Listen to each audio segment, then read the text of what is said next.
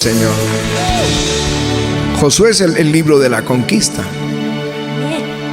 En el libro de Éxodo habla cómo Dios saca a Israel de Egipto y los trae a la tierra prometida. Y ahí en el libro de Números muestra cuando llegan a la tierra prometida y no creen. Y entonces se quedan 40 años en el desierto. A los 40 años viene Josué a la tierra prometida con todo Israel y envía 2 espías a la tierra prometida para inspeccionar la tierra, que van a entrar en guerra con ellos. Y están a estos 2 versículos finales del capítulo 1, del capítulo 2. Josué capítulo 2, versículo 23 y 24. Entonces volvieron los 2 hombres, descendieron del monte, pasaron y vinieron a Josué, hijo de Nun, y le contaron todas las cosas que les había acontecido, y dijeron a Josué: Jehová ha entregado toda la tierra en nuestras manos, y también todos los moradores del país tienen miedo delante de nosotros. Vamos, avivamiento, oye la palabra de hoy. Jehová ha entregado toda la tierra en nuestras manos, y también los moradores del país desmayan por causa, dice, delante de nosotros. Amén. Aleluya.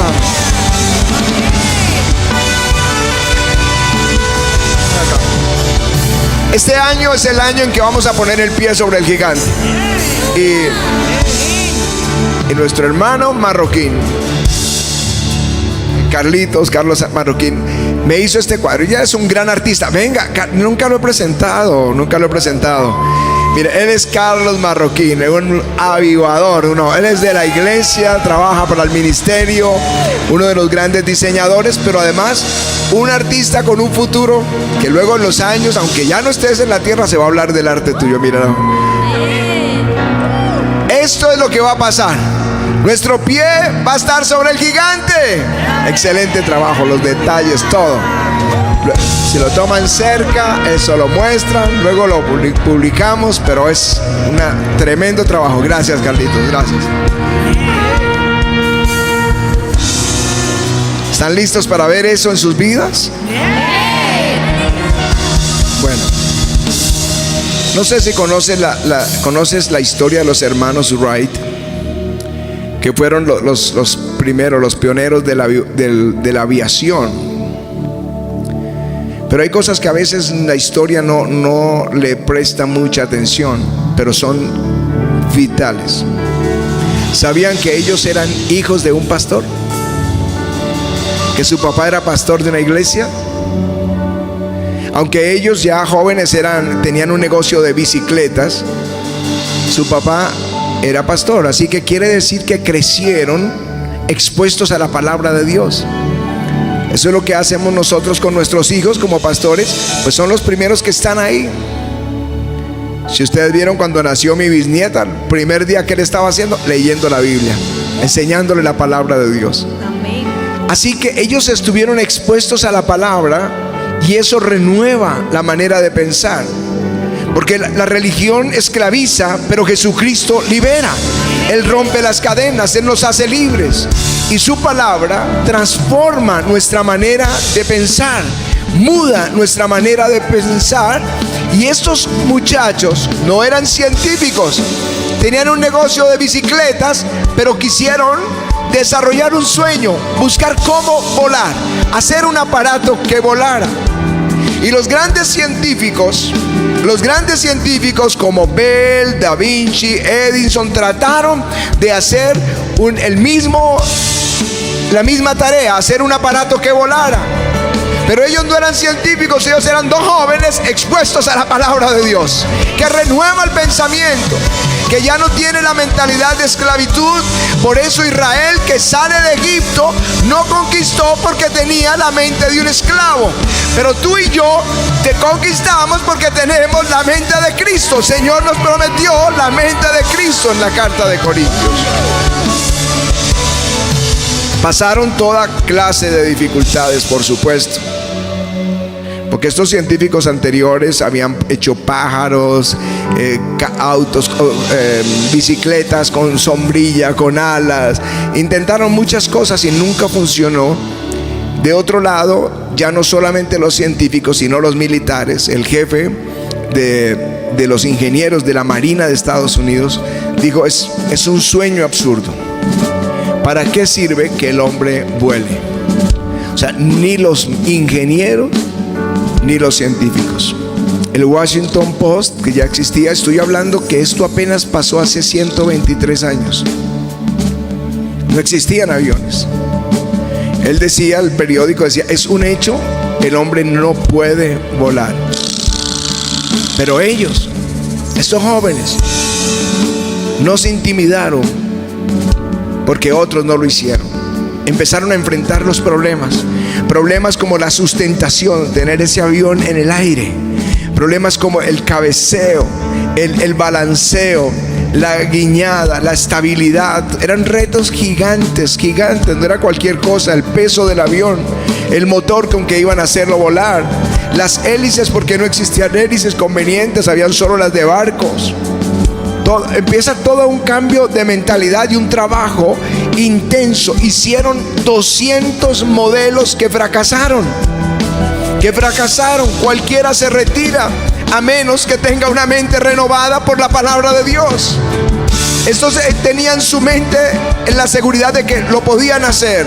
El New York Times dijo 1.000.000 de años antes de que el hombre pueda construir un aparato que vuele. Pero el 17 de diciembre de 1903, apenas 123 años atrás, hicieron ya el último modelo que llamaron el Flyer, y lo pusieron a volar, y apenas voló 36 metros, menos de lo que hay en esta tarima. Volvieron a intentarlo porque ellos ya sentían que lo habían logrado, y ya fueron 53 metros el segundo vuelo. El tercer vuelo, 60 metros. Y en el cuarto, durante 59 segundos, 250 metros volando. Y ese día nace la aviación en el mundo. Lo que ellos no se imaginaban es que 100 años después existieran 17 millones de aviones, 42,000 aeropuertos en todo el mundo. Estos no escucharon los cobardes, ellos no escucharon los pesimistas ni los incrédulos. Ellos tenían una mente renovada porque habían sido enseñados en la palabra de Dios. Aleluya.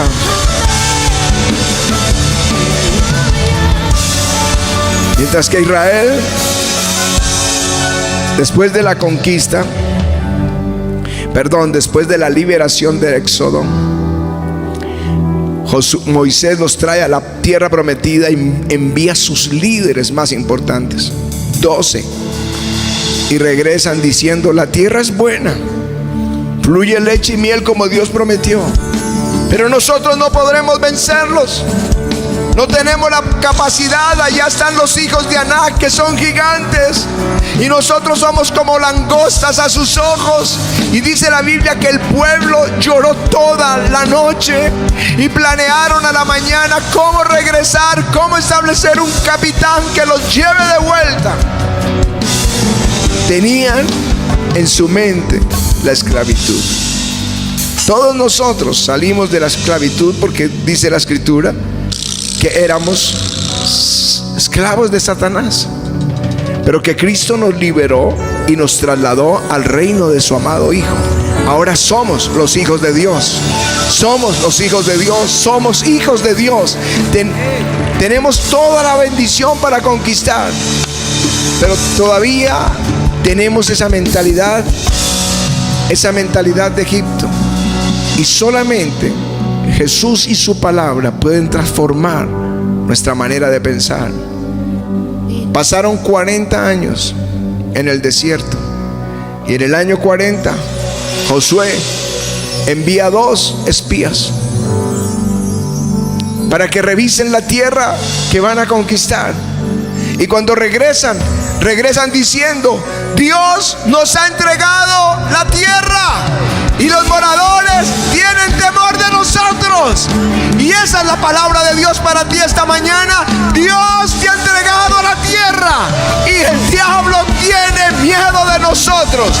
Él ya oyó esa palabra: pondremos nuestro pie sobre el gigante, y tiene miedo de nosotros. Aleluya. ¿Qué fue lo que cambió a estos jóvenes en 40 años? Dos cosas. Estuvieron expuestos a la palabra de Dios todos los días. Moisés subía al monte, bajaba del monte y les daba la palabra de Dios. Y 40 años caminaron bajo la nube que representa al Espíritu Santo. Así que estos estuvieron bajo la nube y bajo la palabra, y por eso conquistaron. Por eso el miedo había desaparecido. Si tú lees en Hebreos 11, los héroes de la fe, los que conquistaron, los que sacaron ejércitos corriendo, los que no temieron, ellos estaban expuestos a la palabra. Moisés estuvo expuesto a la palabra, Abraham, José estuvieron expuestos a la palabra, David, y a la presencia del Espíritu Santo. Por eso ellos nunca retrocedieron. No escucharon, no se puede. No escucharon, es imposible.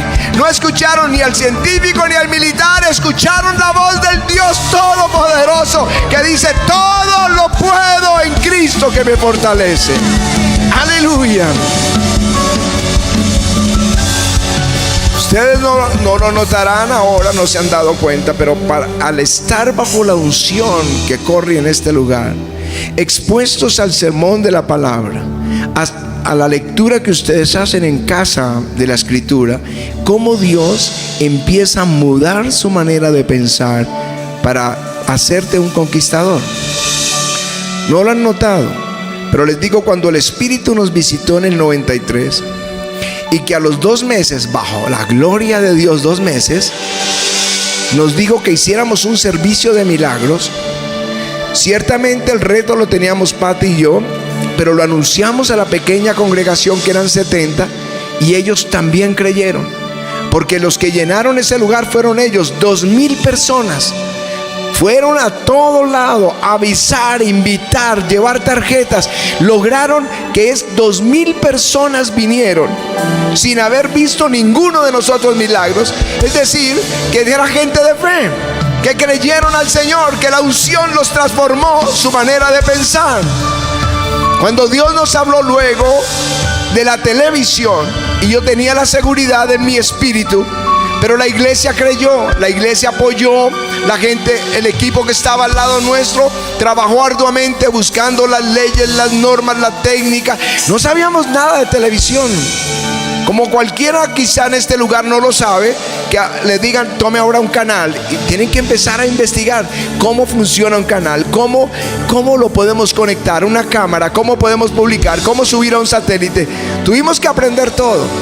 Eso era el día que salimos al aire, todos temblando. Era toda la noche se hizo transmisión en vivo.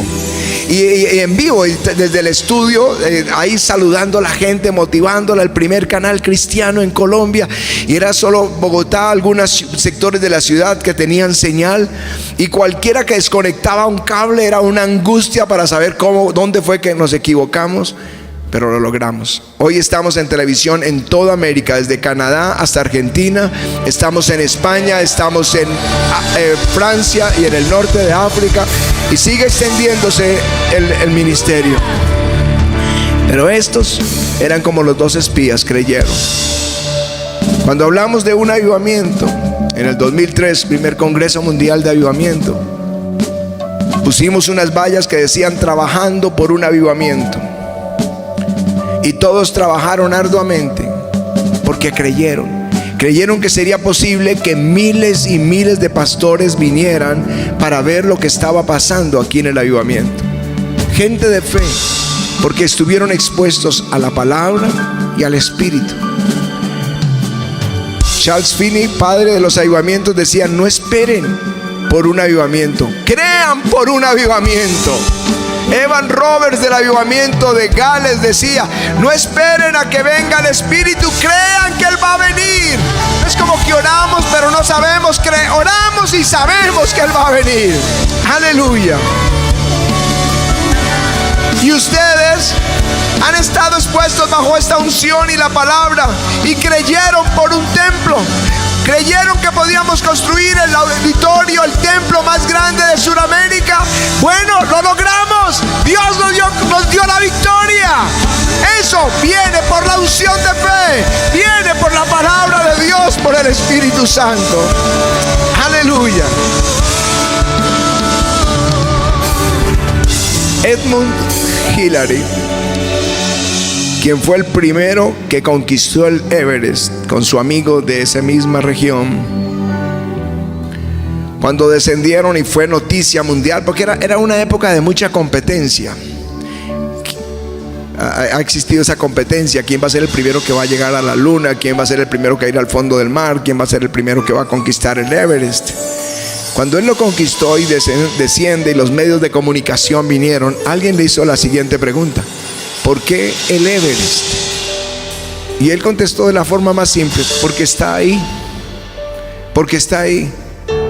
Y si alguien te pregunta: ¿por qué corres a la sanidad? Porque está ahí. Porque Jesús lo prometió en Isaías 53, que Él ciertamente llevaría nuestras enfermedades y nuestras dolencias. ¿Por qué está pidiendo provisión? Porque la Escritura dice: amado, yo deseo que seas prosperado en todas las cosas y que tengas salud, así como prospera tu alma. Porque está ahí. ¿Por qué pedimos la provisión? Porque está ahí. ¿Por qué peleamos por la salvación de nuestra familia? Porque la Escritura dice: cree en el Señor Jesucristo y serás salvo tú y toda tu casa. Por eso está ahí. Está ahí, por eso la pedimos. Aleluya. Quizá nadie lo ha logrado antes en tu casa. Nadie ha podido tener su familia a Cristo o recibir esta sanidad en su cuerpo. Quizá nadie en casa ha prosperado como Dios te va a prosperar o te ha prosperado. O como conseguiste tu primera casa o universidad y nadie lo había hecho antes. Bien, tú eres el primero, pero tú eres el que estás abriéndole camino a ellos. ¿Por qué lo lograste?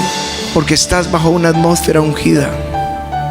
Estás bajo la atmósfera de la presencia maravillosa del Espíritu Santo, y porque estás expuesto a la palabra de Dios. No se conformen con el sermón del domingo. Cada día lean la palabra, porque en la medida que esa palabra entra al corazón, la mentalidad de Egipto, la mentalidad de esclavitud va a salir y van a empezar a tener la mente de Cristo. Por eso Pablo dice que la palabra de Cristo more en abundancia en vosotros, porque es la que transforma. La verdad os hará libres.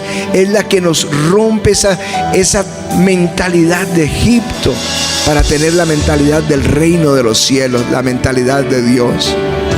Dios te da las armas para conquistar. Están en la Escritura. La ofrenda. Gloria a Dios por los que creen, por el poder que tiene una ofrenda.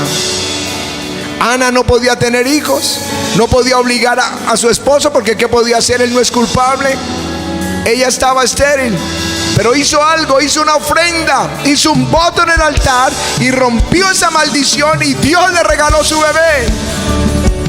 Igual Samuel. Israel estaba muy debilitado, los filisteos querían destruirlos, no tenían la capacidad para vencerlos, pero hicieron algo, hicieron una ofrenda, y Dios tronó desde el cielo y los libró de sus enemigos. Jacob no tenía dinero, estaba fracasado, huyendo de su hermano, pero hizo un voto en el altar, y 20 años atrás regresa como el hombre más próspero en el Medio Oriente. Dios sí nos ha dado herramientas para entrar a esa tierra. Dios nos ha entregado la tierra, y el enemigo tiene temor. Tienes otra herramienta: la oración. Dice en la carta, en el Evangelio de Marcos, dice: Jesús dijo: porque de cierto os digo que cualquiera que dijera a este monte, quítate y échate en el mar, y no dudar en su corazón, sino creyere que será hecho lo que dice, lo que diga le será hecho. Por tanto os digo que todo lo que pidiereis en oración creyendo, lo recibiréis. Todo lo que tú puedas, dice, orando, dice, creed que lo recibiréis y os vendrá. Dios nos ha dado esa arma poderosa que es la oración. ¿Sabes? Porque quizá alguien dice, no tengo problemas de esterilidad, o yo no tengo problemas económicos, o yo no tengo una guerra como los que mencionó el pastor. Pero quizá tienes un mal nombre, quizá tienen un apodo sobre ti, eres objeto de burla. Javes tenía un mal nombre porque su mamá lo menospreció. Quizá pasó contigo igual, que los padres lo rechazaron. Rechazado. Le pusieron el nombre de Javes, Javes, que significa dolor. Pero este hombre, él elevó una oración. La Biblia dice que él oró al Señor diciendo, oh, si me dieras bendición, si ensancharas mi territorio, si tu mano estuviera conmigo y me libraras del mal para que no me dañe. Y dice la Biblia, y se le otorgó Dios lo que pidió. Él tuvo que haber clamado muchas veces, Señor, quita esta maldición.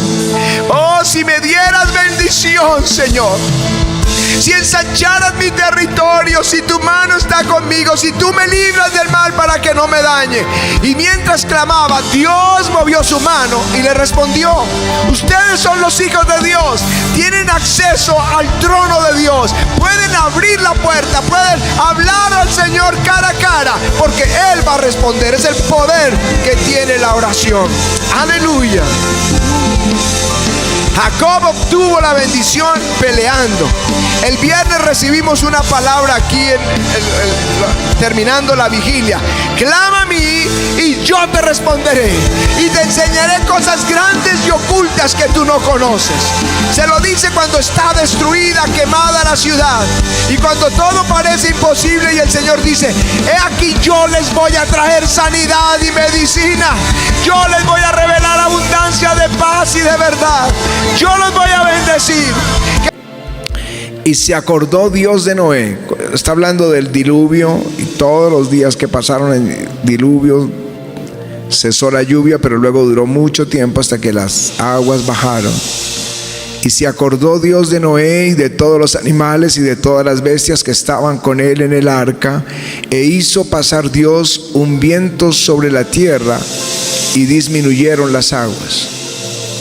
En el versículo 6 dice, sucedió que al cabo de 40 días abrió Noé la ventana y el arca que había hecho, y envió un cuervo, el cual salió y estuvo yendo y volviendo hasta que las aguas se secaron sobre la tierra.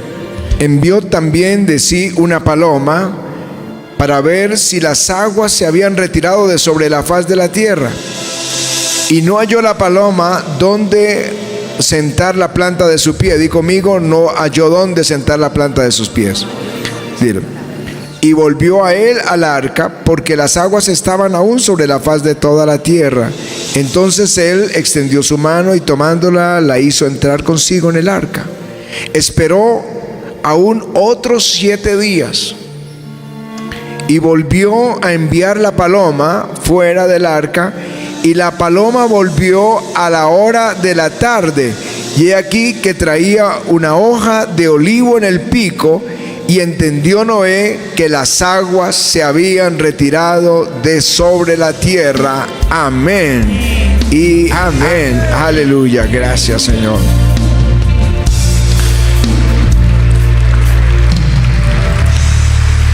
Uno de los grandes movimientos del espíritu y de la reforma fueron los puritanos. Los puritanos en el siglo XVI era un grupo inglés. No sé si sabían que la iglesia de Inglaterra se dividió de la iglesia de Roma. Pero lo que ellos vieron es que conservaban los mismos rituales y las mismas tradiciones. Pero estos puritanos querían una reforma fuerte. Querían que la iglesia se centrara en las escrituras, como debería ser, como debe ser. Hubiera una predicación profunda de las escrituras, que se enfatizara la obra del Espíritu Santo, que se eliminaran las ceremonias que no tenían ningún fundamento en las Escrituras, que hubiera un cristianismo auténtico con un lema: una iglesia reformada siempre reformándose, según la palabra de Dios. Pero este grupo puritano fue persecución, no tuvo la aceptación que esperaban del rey o de la nación, y entonces decidieron, un grupo de ellos, ir a otra nación y buscar dónde establecer eso que ardía en su corazón, la iglesia conforme las Escrituras.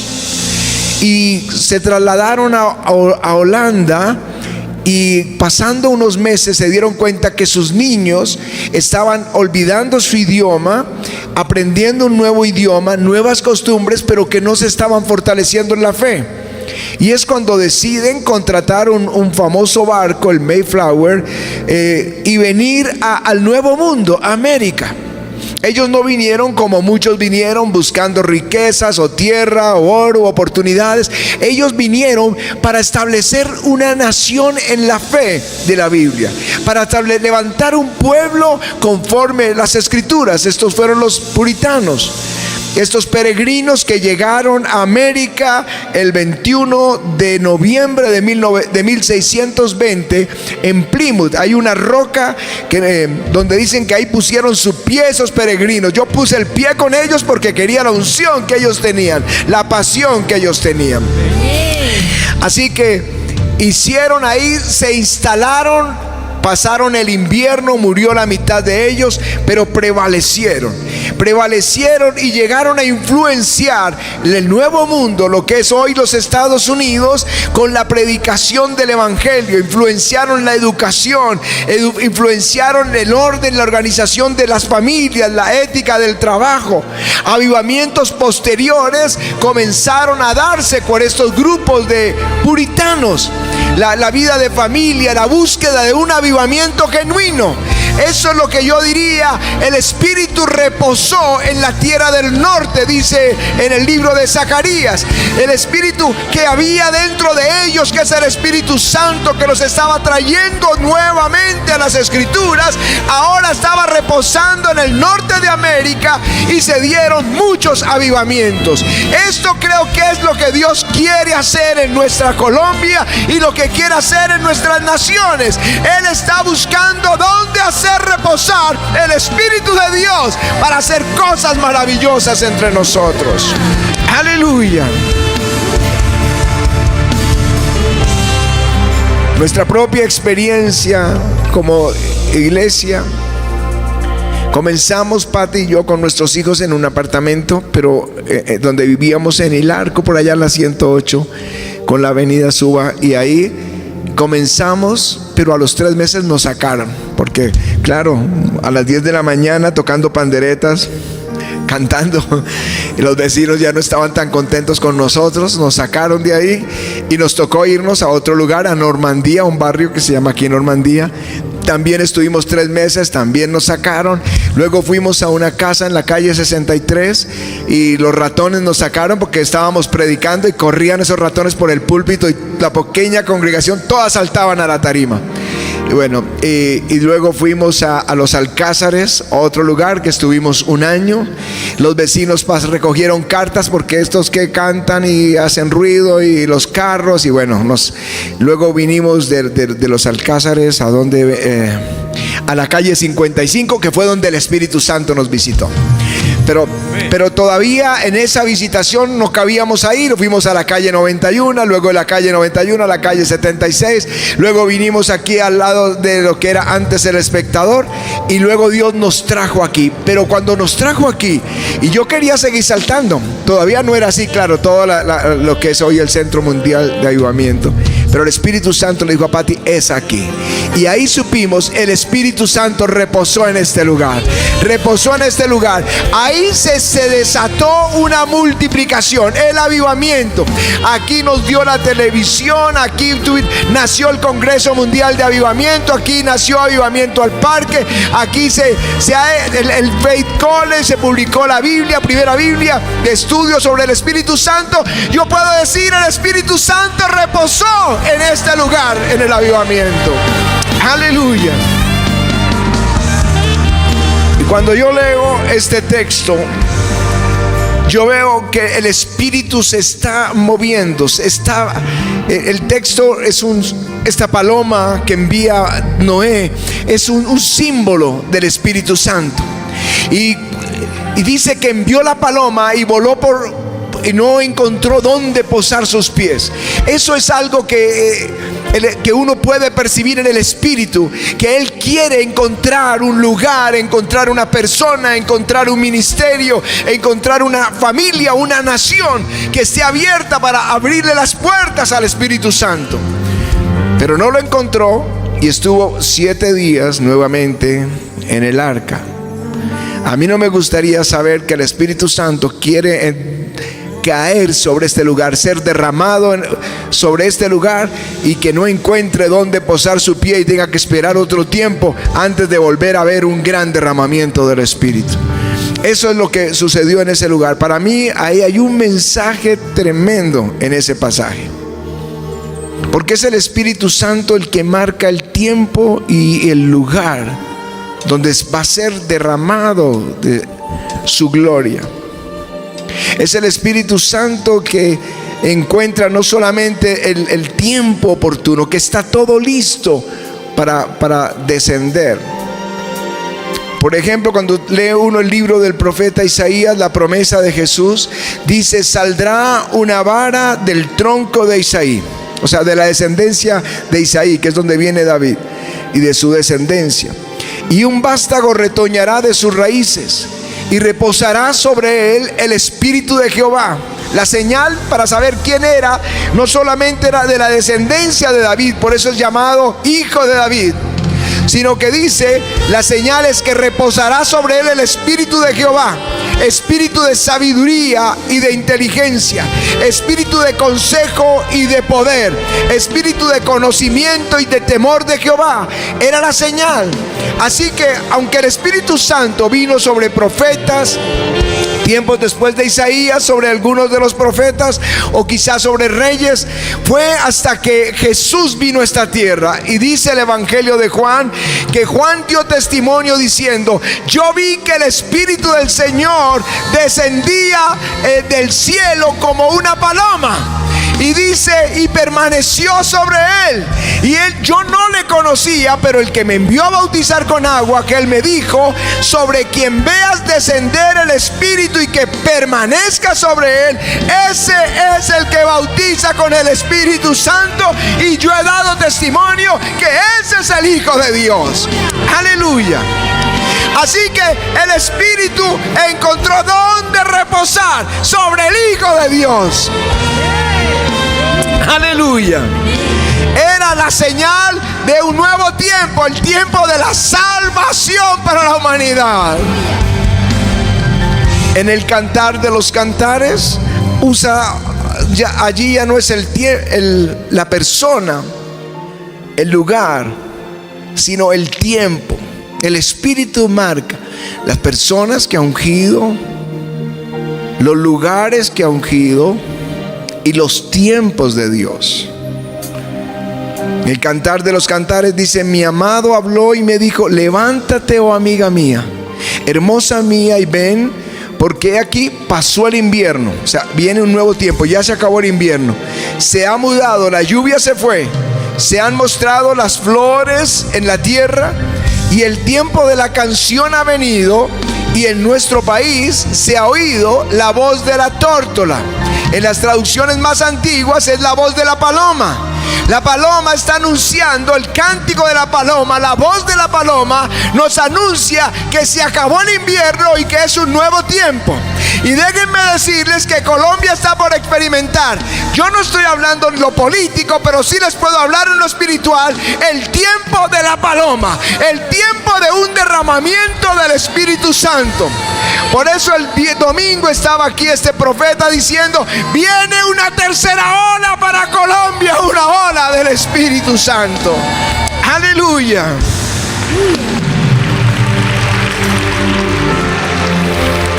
Lo que uno puede percibir es que la paloma revolotea. Él está moviéndose, buscando donde reposar.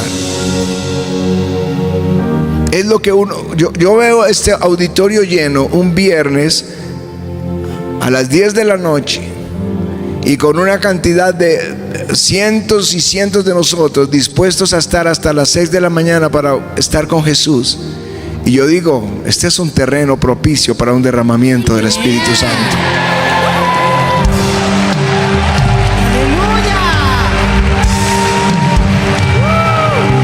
Hay naciones, y especialmente pasa esto en Norteamérica, donde no hay hambre. Estuvimos en un país donde nos invitaron y para mí fue y transmitimos directo acá. Hicimos servicio y todos los que se sanaban aquí en Bogotá. Allá no pasaba nada. Y esto fue lo que el Señor nos mostró. Hay dinero, así que como tienen dinero, pueden traer al predicador que quieran. A los grandes predicadores los traen y para ellos es como, sentémonos a ver cuál es el plato de hoy. No hay hambre espiritual. No sé, es como si todos los días tú pudieras ir al mejor restaurante de la ciudad. Llega un día en que te cansas. Bueno, a ver qué nos va a dar el chef hoy. Y yo sentía como esa tristeza en mi espíritu. No hay hambre. No en todas las naciones hay hambre. Pero a mí me alegra que Dios nos haya plantado en esta nación. El hambre espiritual que hay en Colombia es única. Amén. Ahora yo veo que se están despertando otras naciones, en Venezuela, en México, en Argentina, que se están despertando las naciones. La semana antepasada en España, un estadio lleno de jóvenes, y uno se paraba ahí y uno decía, Dios está, el Espíritu está buscando dónde reposar. ¿Dónde reposar? Desde la vigilia, desde la pandemia, las invitaciones a todos estos países, desde Argentina, Uruguay, Bolivia, donde hemos estado aquí en Centroamérica, República Dominicana, los estadios en México, en, no sé, Matamoros, donde estuvimos ahora, varias, la gente por miles, pero yo veo el Espíritu de Dios como revoloteando, buscando dónde reposar. ¿Por qué digo revoloteando? Porque la Escritura dice en Génesis 1:2 que el Espíritu de Dios se movía sobre la faz de las aguas. Ese moverse es como flotando. Esa palabra es de difícil traducción, porque es como flotando o como aleteando, y solo está en otro texto en Deuteronomio cuando dice que el águila revolotea sobre sus polluelos. Es la misma palabra, solamente está en dos porciones del Antiguo Testamento, esa palabra hebrea, y lo traduce como revoloteando. Así que él revolotea buscando dónde posar. En nuestra experiencia personal, la primera vez que nos asignaron, el pastor principal de la iglesia puso a unos líderes que tenían grupos de oración y les puso a cada líder una pareja de Timoteos, de estudiantes, y éramos nosotros, uno de ellos estudiantes. Y así que fuimos a un grupo de oración allá por la calle 80, y eran, no sé, unas 15 personas en esa casa, en un apartamento, y me tocaba a mí enseñar. Y yo comencé a enseñar del Espíritu Santo. Y cuando terminé de enseñar y estaba en la oración, una señora anciana de la casa se puso de pie y comenzó a profetizar. Y mientras ella profetizaba, literalmente yo me sentía conectado como a 1000 voltios. Nunca antes en mi vida cristiana he sentido lo que sentí ese día cuando esa anciana dijo: yo veo al hermano Ricardo. Así me dijo: yo veo al hermano Ricardo. Primera vez que me conocía. Digo, yo lo veo que él está predicando y una multitud está allí, y yo veo una paloma gigantesca sobre él volando sobre él, 2 ángeles al lado y lado, y él llevando un mensaje precioso. Y era mi primer sermón a 15 personas, mi primera enseñanza bíblica, pero la gloria estaba ahí mientras ella profetizaba. Y yo digo, es el Espíritu que comienza a revolotear sobre mi vida en ese momento. Como hoy yo sé que está revoloteando sobre el corazón de alguno, que su corazón está ardiendo, bien arde, porque el Espíritu de Dios lo hace arder. La segunda experiencia sí fue en el 89 tal vez, cuando vino el pastor Benny Hinn, venía a la iglesia Filadelfia, aquí en Chapinero. Y yo no había visto antes eso. Esto fue en el 89, imagínense, eso fue hace 37 años. La mayoría ni había nacido de ustedes. Pero él estaba predicando y la gente comenzó a caer bajo el poder de Dios por todo el auditorio. Y él lo dijo ahí en la tarima y le preguntó al Señor, ¿por qué esto no pasa en Orlando, donde él tenía su iglesia? ¿O no me pasa en otro país? Y el Señor le dijo, esta gente ha sufrido mucho y está anunciando un nuevo tiempo, van a ser libres de esa opresión. Y eso me pareció a mí tremendo. Segunda vez que yo veo que el Espíritu revolotea, algo tiene para la ciudad, algo tiene para la nación.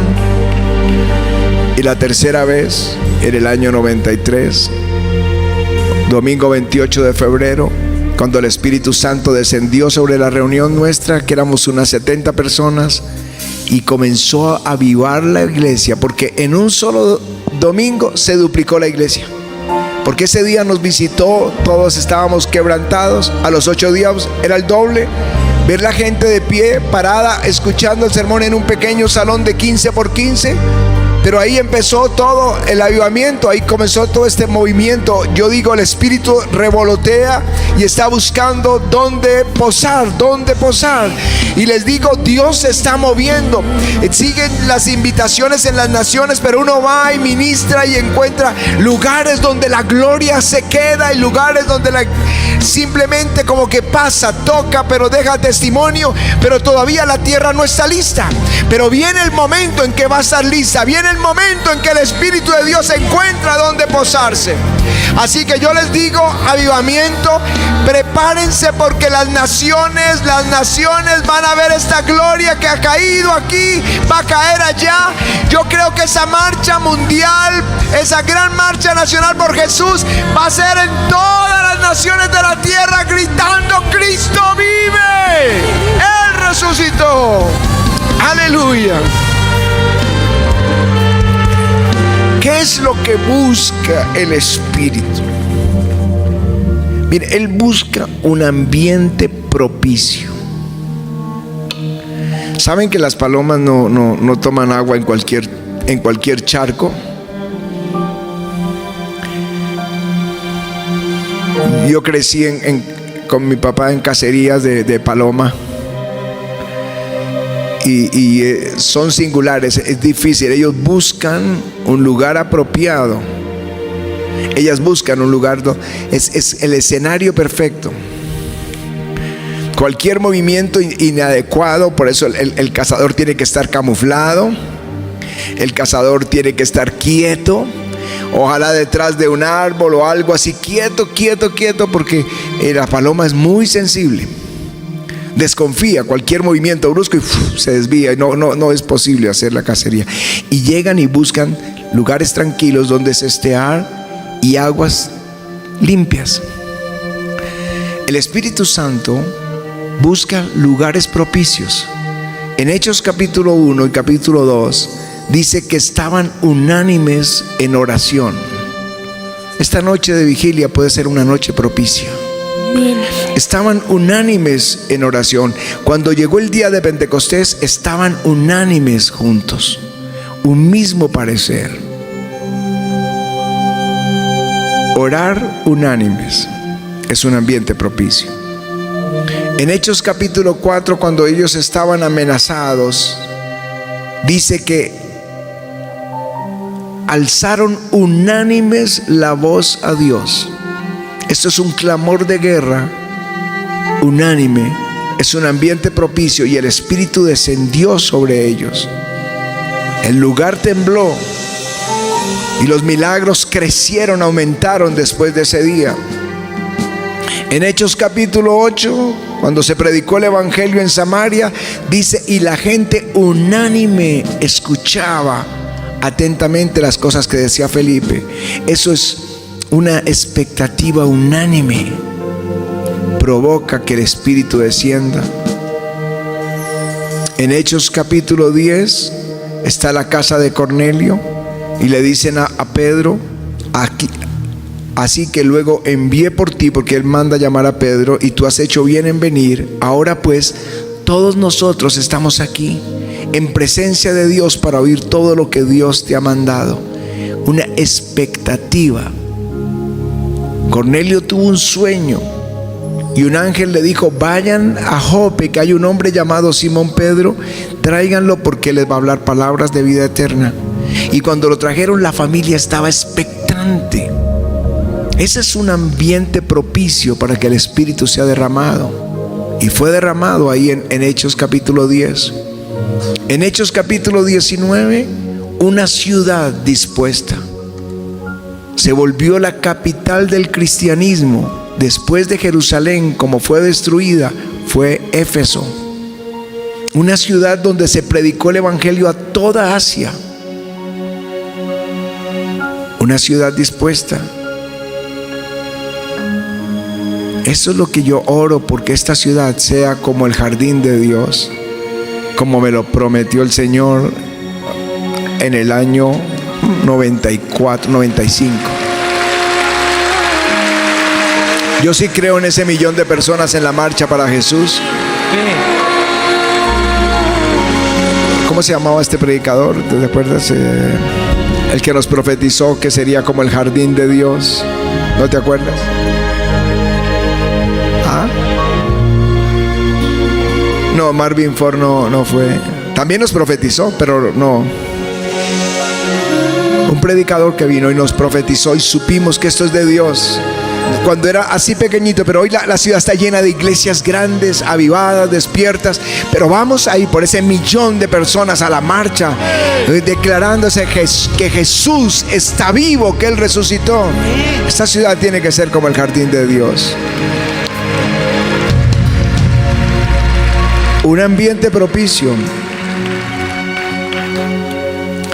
es como el que lo que vamos a leer en el libro de Hechos. Es el segundo tomo de Lucas. El primer tomo es el Evangelio, el segundo fue Hechos. Pero es las últimas palabras de Jesús antes de ser llevado de vuelta al cielo.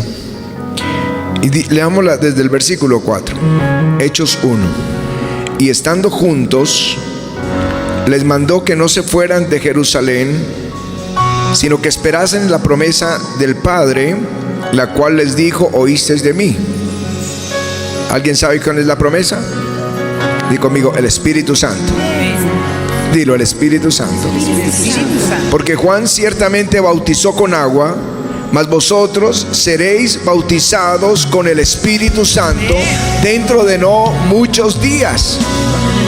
Entonces los que se habían reunido le preguntaron diciendo: Señor, ¿restaurarás el reino a Israel en este tiempo? Y les dijo: no os toca a vosotros saber los tiempos o las sazones que el Padre puso en su sola potestad, pero recibiréis poder cuando haya venido sobre vosotros el Espíritu Santo, y me seréis testigos en Jerusalén y en toda Judea, en Samaria y hasta lo último de la tierra. Y habiendo dicho estas cosas, viéndolo ellos, fue alzado y lo recibió una nube que lo ocultó de sus ojos. Estando ellos con los ojos puestos en el cielo, entre tanto que él se iba, he aquí se pusieron junto a ellos dos varones con vestiduras blancas, los cuales también les dijeron: varones Galileos, ¿por qué estáis mirando al cielo?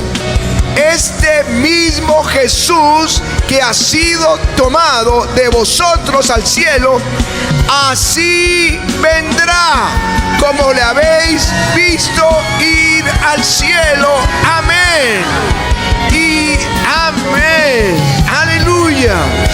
Él volverá. Vamos, avivamiento. Eso fue lo último. Él volverá. Aleluya. Estos discípulos predicaron el evangelio después de ese momento y el Espíritu vino sobre ellos, siempre con esa palabra de esperanza: Cristo volverá, Él volverá. Pero en nuestra generación nos enseña eso. Ni siquiera la iglesia está preparada para el regreso de Jesús. ¿Sabían ustedes que de todos los versículos de la Biblia, de cada 30, uno habla acerca de la segunda venida de Cristo? De esos tal vez 32,000 versículos que hay en la Biblia, 1,000 de ellos hablan de el regreso de Jesús por nosotros, por la iglesia.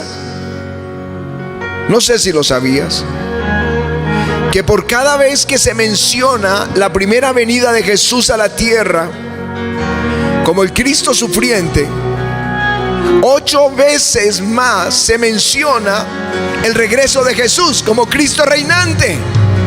Porque Él volverá, pero ya no volverá para ser escupido, ni ofendido, ni humillado. Volverá como el Rey de reyes y Señor de señores, el Príncipe de paz. Aleluya. Aleluya. Estos discípulos estaban esperándolo. Tenían un saludo cuando se saludaban como la cultura Shalom, pero tenían una forma natural de despedirse: Maranata, Cristo vuelve. Maranata es Cristo vuelve. Tenían la seguridad de que Él regresaría, tenían la esperanza de ese regreso. Y este es el tiempo, más que en cualquier otro tiempo, donde la iglesia tiene que tener esa expectativa. Maranata, Cristo vuelve pronto. Él regresa de vuelta por su iglesia. Aleluya. Ellos podían confiar en esa promesa, porque todo lo que Jesús les dijo, todo se cumplió. Por eso el Señor lo dijo: el cielo y la tierra pasarán, pero mis palabras no pasarán. Él les habló de sus padecimientos. Dijo: voy a ser azotado por los ancianos de Israel, y va a ser humillado y crucificado, y resucitaría al tercer día. Pero ellos estaban con un velo, como quizá tú puedes estarlo ahora, acerca de su segunda venida. No lo entendían, que Jesús los estaba preparando para eso. Así que cuando pasó eso y cuando Él resucitó, lo recordaron. Él lo había dicho. Cuando estaban en el templo en Jerusalén, un templo precioso que Herodes construyó, que gastaron 46 años construyéndolo, estaban ellos mirando esa hermosa obra de arquitectura, y Jesús les dijo: en cuanto a estas cosas que veis, días vendrán que no quedará piedra sobre piedra que no sea destruido. En el año 70, quizá 40 años después de que Jesús se lo dijo, los romanos entraron a Jerusalén y la quemaron y la destruyeron. Y había un dicho entre los soldados romanos, una mentira que corría, y es que en el cimiento del templo, en los cimientos del templo de Jerusalén, había oro. Así que por la codicia del oro, estos hombres removieron todas las piedras de ese templo. Cuando tú vas a Jerusalén, hay un sector que está a veces cerrado al público, donde ven esas rocas gigantescas. La removieron, no quedó piedra sobre piedra, tal como Jesús se lo había profetizado. La ira con que entraron y la codicia con la que entraron, ya Jesús la había profetizado. Y no solo la destrucción del templo, sino la dispersión del pueblo judío. Dice en el Evangelio de Lucas: pero cuando veáis a Jerusalén rodeada de ejércitos, sabed que entonces su destrucción ha llegado. Y dice: y caerán a filo de espada y serán llevados cautivos a todas las naciones, y Jerusalén será hollada por los gentiles hasta que el tiempo de los gentiles se cumpla. Vino esa dispersión. Los judíos salieron a vivir por el mundo entero, vivían en Europa, en diferentes naciones de la tierra, pero nadie volvía de ellos otra vez a Jerusalén como una ciudad. Pero el Señor se los había profetizado que hasta que se cumpliera el tiempo de los gentiles. Y dijo una palabra que me gusta mucho, cuando el Señor les dice: mirad la higuera. Dice así: también les dijo una parábola, es una parábola: mirad la higuera y todos los árboles cuando ya brotan, viéndolo sabéis por vosotros mismos que el verano está ya cerca. Así también vosotros, cuando veáis suceder estas cosas, sabed que está cerca el verano. Así que Él les estaba hablando. La higuera era la palabra profética sobre Israel. Para mí, Israel es la higuera de Dios. Israel es el reloj profético de Dios. Ellos salieron dispersos en todas las naciones hasta que se cumpliera el tiempo. Pasaron 100 años, nada sucedía, no podían regresar.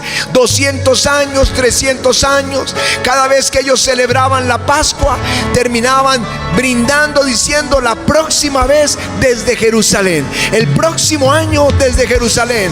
Pero pasaron 1900 años y nada, que había una señal en la higuera, porque cuando comienza a brotar la higuera y los árboles, anuncia que el tiempo del verano está cerca. Aquí, cuando comienza Dios a moverse en Israel, entonces tú sabes que los tiempos están cerca. Y sucedió en 1948, después de la destrucción de los judíos en el Holocausto. Y nosotros conocimos los lugares, Terlinka, y se me olvidan los nombres de los lugares donde los quemaron 6 millones de judíos, cuando parecían que estaban destruidos, como dice Ezequiel 37, cuando decían: somos muertos y vamos todos al sepulcro. Dios los haría regresar a la nación. Dios, después de 1900 años, regresan los judíos por una orden de la ONU, donde dicen que ese pedacito pequeño de tierra, como un pequeño departamento de Colombia, era ahora de Israel. Y ahí comienza el reloj a anunciar: viene el Mesías, regresa el Señor, Cristo vuelve pronto. Aleluya. Ahora luego vino la guerra. Medio se estaban organizando como pueblo, y los árabes, Egipto, Siria, Jordania, se levantaron para destruirlos, a sacarlos de esa tierra. Pero Israel, sobrenaturalmente defendiéndose, recuperaron los altos del Golán y el desierto del Sinaí y conquistaron Jerusalén. Y ahí es donde se vuelve a cumplir la palabra profética que acabo de decirles: caerán a filo de espada, serán llevados a todas las naciones, y Jerusalén será hollada por los gentiles hasta que se cumpla el tiempo de los gentiles. ¿No les parece maravilloso? Ahí el reloj se puso a andar inmediatamente. Esto fue en 1967. Y hay una obra de arte que yo vi en la calle Cardo en Jerusalén, donde está un soldado en el muro de los lamentos, tal como sucedió el día que conquistaron a Jerusalén en junio del 67 o mayo del 67. Ese día que rompieron las puertas, que pudieron entrar, un soldado vino hasta el muro de los lamentos, se quitó su casco, se abrazó al muro llorando. 1900 años esperando volver a ver el muro del templo. Mis hermanos, ese es el anuncio: Cristo vuelve pronto, Él regresa por su iglesia. Aleluya. En Zacarías dice: convertiré a Jerusalén en una copa que hará tambalear a todos los pueblos vecinos. Judá será sitiada lo mismo que Jerusalén, y todas las naciones de la tierra se juntarán contra ella. En aquel día convertiré a Jerusalén en una roca inconmovible para todos los pueblos. Los que intenten moverla quedarán despedazados. Han querido sacarlos de esa tierra, y déjenme decirles, Israel es indestructible de acuerdo a la palabra de Dios. De ahí no van a salir. Dios los plantó ahí y ahí permanecerán hasta que Cristo regrese por la iglesia. Aleluya. Pero no solo estaban las señales que estos discípulos empezaron a ver y sabían Cristo vuelve, sino que se nos dieron otras señales que nos dejan ver no solo la higuera, sino los árboles que brotan. ¿Cuáles señales? Estaríamos como en los días de Noé. La maldad ha llegado a un extremo que es impresionante, sorprendente. Créanme que cada vez se hace más difícil para los predicadores o para los creyentes, porque a lo malo lo llaman bueno y a lo bueno malo. La forma, el menosprecio por la vida humana, el asesinato diario de millones de bebés que están por nacer. ¿Ustedes creen que Jesús no llora por ellos? ¿Creen que el cielo no llora por esos bebés? Pero mencionemos algo en contra de eso y somos los peores. El Señor dijo que sería como Sodoma. Nunca antes habíamos visto cómo profilera, cómo prospera, cómo avanza todo ese movimiento gay. Y los malos somos nosotros.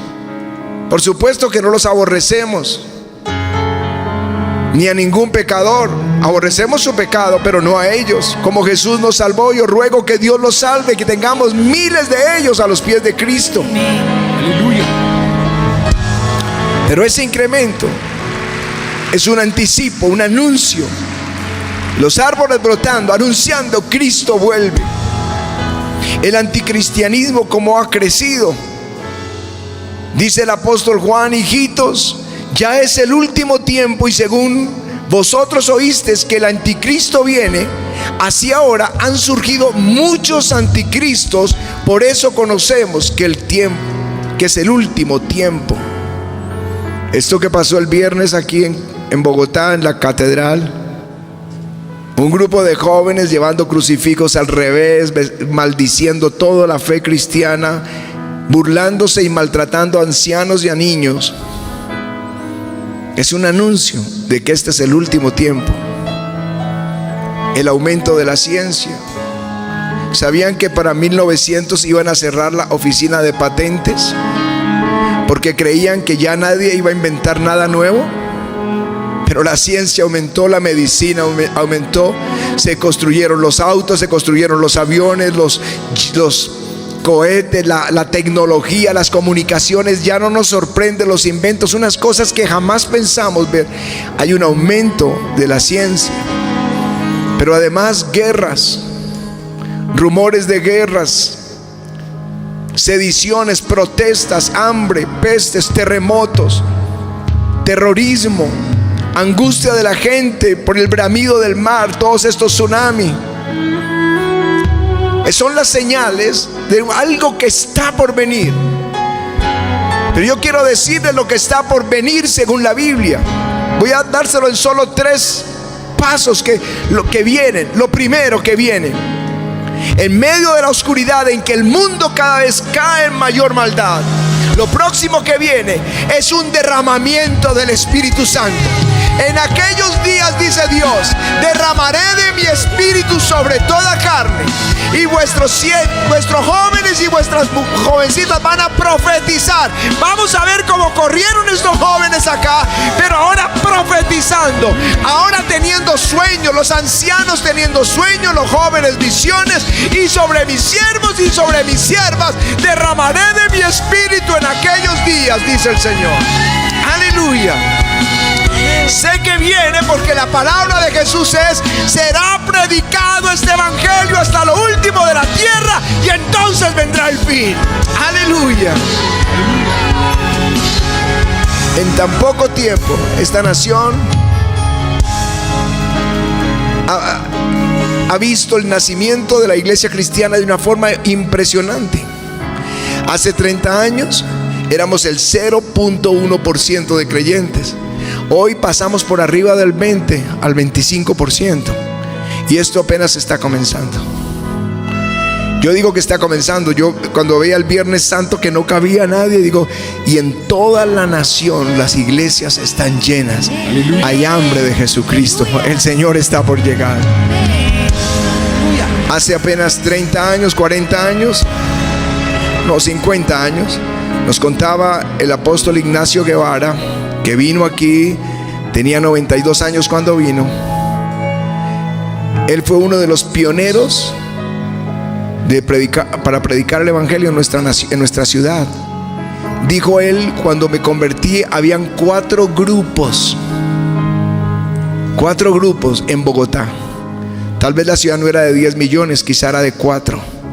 Pero en una ciudad de 4 millones, solo 4 grupos. No eran 4 iglesias, congregaciones, eran 4 salas, 4 casas, que en sus salas se reunían 8, 10, 15, 20 personas. Y hoy son miles. Cuando vamos al parque, cuando llenamos los estadios, miles en nuestra ciudad. El tiempo se está acercando. Este evangelio tiene que ser predicado y entonces vendrá el fin. Así que lo primero que viene es un derramamiento del Espíritu para salvación de miles. Lo segundo que viene, Cristo vuelve por su iglesia. Aleluya. Eso es lo que más quiero recalcar. Yo quiero que camine sabiendo que Él vuelve pronto. Di conmigo: Cristo vuelve pronto. Dice así en la carta de Tesalonicenses: porque el Señor mismo, con voz de mando, con voz de arcángel y con trompeta de Dios, descenderá del cielo. Y los muertos en Cristo resucitarán primero. Luego nosotros, los que vivimos, los que hayamos quedado, seremos arrebatados. Di conmigo: arrebatados. Eso se llama el rapto de la iglesia. Arrebatados, nosotros seremos juntamente con ellos en las nubes para recibir al Señor en los aires, y así estaremos siempre con el Señor. Por tanto, alentados los unos a los otros con esas palabras. Déjenme decirles: viene el rapto de la iglesia. Jesús dijo: será en un abrir y cerrar de ojos. Estarán 2 en una cama, uno será tomado, el otro dejado. Estarán 2 trabajando en el campo, uno será tomado, el otro dejado. 2 mujeres estarán moliendo, una será tomada y otra será dejada. Donde estuviera el cuerpo es donde están las aves. Donde estuviera Jesús, allá Jesús nos va a llevar en un abrir y cerrar de ojos. No me pidas explicación porque no puedo dártela. Noé no le pudo explicar a su generación que era un diluvio cuando nunca había llovido en la tierra. Yo no puedo decirles que es un rapto. Solo sé que en un parpadeo estaremos con Jesucristo todos los que esperamos su venida. Aleluya. Aleluya. ¿Por qué Él va a hacer esto? Él no va a poner su pie en la tierra en ese momento. Él va a venir en las nubes. No va a poner el pie todavía como lo va a poner en el Monte de los Olivos, como lo va a poner en su regreso. No. Él va a venir en las nubes y llevar su iglesia, porque a partir de ahí la tierra entra en la peor tribulación que jamás haya vivido en toda su historia. Ese es el inicio de la tribulación, el rapto de la iglesia. Como lo hizo con Noé. Cuando fue a destruir la tierra, Noé era el creyente y el Señor salvó a Noé y a toda su familia. Como lo hizo con Lot. Cuando fue a destruir a Sodoma, Él salvó a Lot y su familia, y luego vino la destrucción. Como lo hizo con Rahab en Jericó. salvó a Rahab y toda su familia, y luego vino la destrucción. De la misma forma, Él te va a salvar, te va a llevar y vendrá la destrucción. Dios nos guardará de la gran tribulación que ha de venir sobre la tierra. Aleluya. Y otro día con detenimiento les hablaré de la tribulación, los sellos, los jinetes del Apocalipsis, las trompetas, el evangelio predicado, el anticristo, las copas de la ira, donde el cielo se cierra y el juicio terrible, hasta que en el valle de Armagedón, que desde el monte Carmelo tú puedes ver todo ese valle donde se desarrollará la última guerra. Pero esa es la guerra entre el bien y el mal, todos atacando. Jesús viene entonces en la nube, y esta es la mejor noticia. Esta es la mejor noticia: Él volverá, tal como lo describió a Juan en Apocalipsis. Entonces vi el cielo abierto, y he aquí un caballo blanco, y el que lo montaba se llamaba Fiel y Verdadero, y con justicia juzga y pelea. Sus ojos eran como llamas de fuego, había en su cabeza muchas diademas, y tenía un nombre escrito que ninguno conocía sino él mismo. Estaba vestido de una ropa teñida en sangre, y su nombre es el Verbo de Dios. En sus vestiduras y en su muslo tiene escrito este nombre: Rey de Reyes, Señor de Señores. Cristo vuelve. Ahí sí pondrá su pie sobre la tierra para establecer su reino. Aleluya. Él volverá. Di conmigo: Él volverá. Otro día les hablamos del anticristo, de Satanás preso 1000 años, del milenio. Pero luego habrá un juicio. Este juicio es conocido como el juicio del gran trono blanco. Esto fue